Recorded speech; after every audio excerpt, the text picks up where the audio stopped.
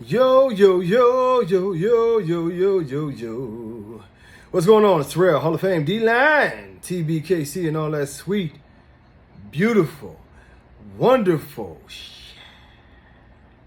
And of course, just like I'm on vacation, I got the gray stubble beard and my Browns hat and my glasses. And I'm not on vacation. I'm just being silly and trying to feel better. But anyway, this is what it is. This question came in from a very, very good friend of mine's.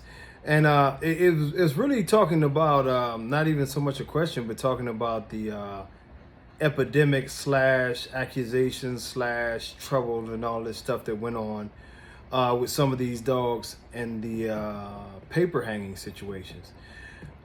Now, the dogs in particular that we was talking about happened to be one of my favorite dogs to get on his little ass is Mr. Beans. But of course, Mr. Beans doesn't make these decisions. His owner does, or former owner, or whatever. But it's not a surprise to me that there were talks of lawsuits about the paternity of some of Beans' kids and how most of his kids weren't coming back to him as a DNA match, and some kids didn't match each other as being possible siblings and different things of that nature. As I've been very, very free and open with, I know a few things about steroids, and although not on them myself or that hasn't been my thing, I know some things about it. And I'll tell you this. Anybody who knows about any types of steroids, and this is definitely something that I did tell y'all that Bashar's dogs had been on, the Muscle Town dogs had definitely been on. You could see the testicular atrophy, and which is basically they didn't have testicles. Their testicles had stopped working because of the high amounts of testosterone and other substances in their system. There was no need for it to produce anymore. But with that happening, it takes a lot of work to get the testicles back rolling, some like ACG and Clomids and different things like that to regulate and get those things back up and going. But the problem is for a normal bodybuilder, and I've made this video before, a normal bodybuilder or somebody who's doing a cycle, it would be an 8 to, at the longest, probably like 16-week cycle.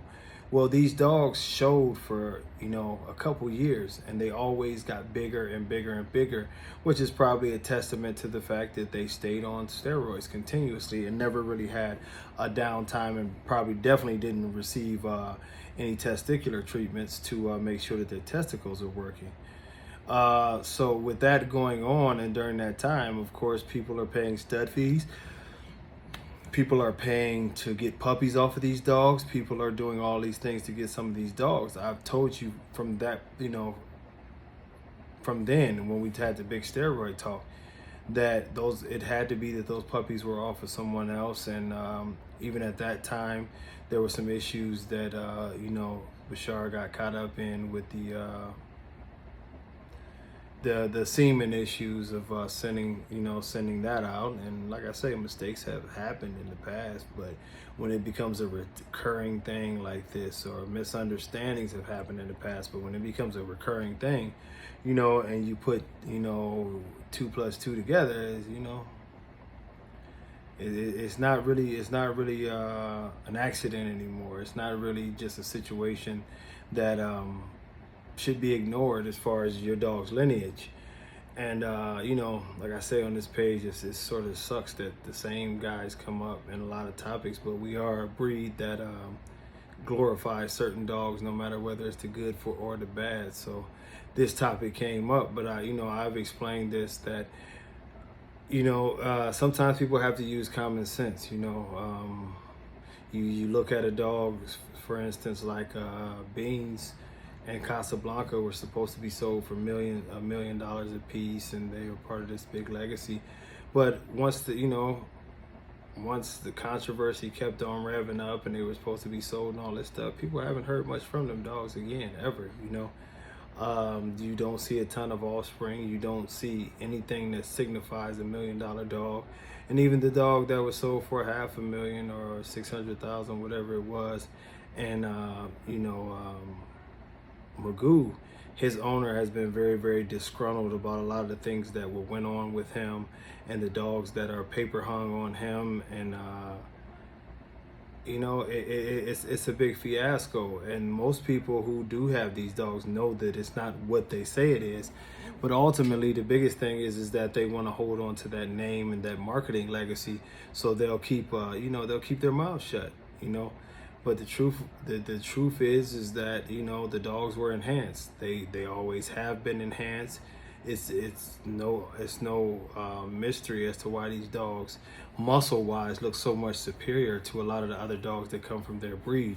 No breeder that I've ever met is just some magical magician that will make dogs, that can really just change a breed in that fashion, that you just see this astronomical difference in what they have, and even what the people who have, which I'm one of those people who have their blood, that they used our blood to make these dogs. Let me put that the right way.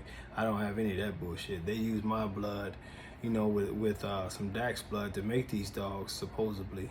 But their dogs are just huge, in every way, ripped up in every way, and no testicles.